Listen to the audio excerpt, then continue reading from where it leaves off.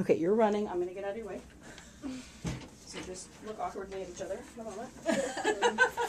Mission I can do that. When you leave, you can just close the door and it'll lock. And I have my key. Okay. We'll see you in a little bit. Right. Look at she's. Okay. I'm interviewing Dr. Jelle, who's the flute professor at Catholic University. My first question is, at what age did you begin playing the flute? I began playing at age 10 in the school band program, 4th grade. What made you want to pursue music, specifically music performance, as a career? Well, when I was in high school, I was always very good in academics and all the honors classes, and I was especially good at math and English, and I thought I wanted to double major in math and music, actually.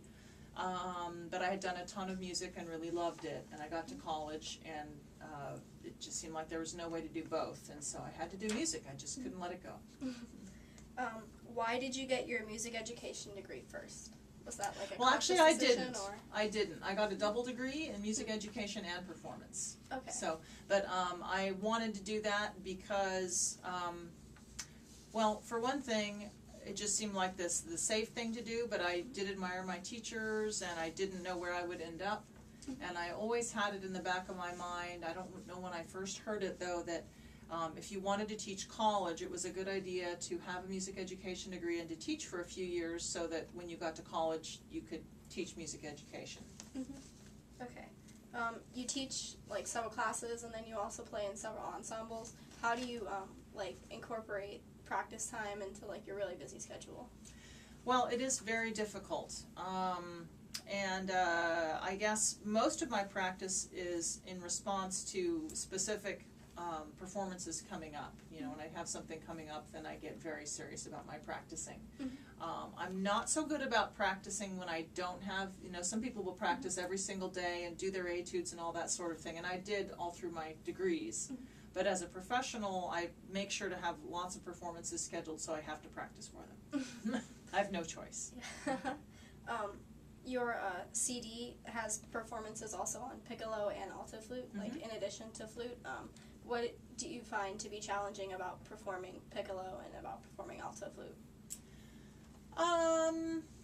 Well, I love both instruments very much. I find piccolo more challenging because it's so much more soloistic if you're playing in, say, an orchestra, because they can really hear you, and if you're even the slightest bit out of tune, it's very apparent to everyone. Mm-hmm. So I probably find the piccolo more challenging, but I love both instruments. Mm-hmm.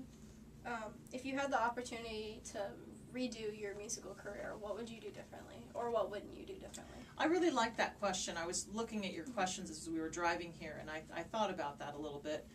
And I'm very happy with where my career has brought me. And I would not make many changes. One change that I would do was that when I got to Rice University, which is an incredible orchestra school, I got through my doctorate and I won my first major symphony job on a $1,000 Gemeinhardt. I should have told my parents a lot. They would always ask me, do you need a better instrument? And I would always say, well, I think this is okay. I didn't want to be a burden to my parents, but I didn't get my first really fully professionally made instrument until I was 30, until after I had done all these things. And I sometimes think, where would I be now? Maybe I would have won more competitions and auditions earlier, because everybody else at Rice was playing these wonderful instruments, and I was working really hard and keeping up with them, but maybe, you know, how would I have done if I'd had, you know, I should have told them, yeah, I really do need a better instrument. So, well, thank you very much. You're welcome.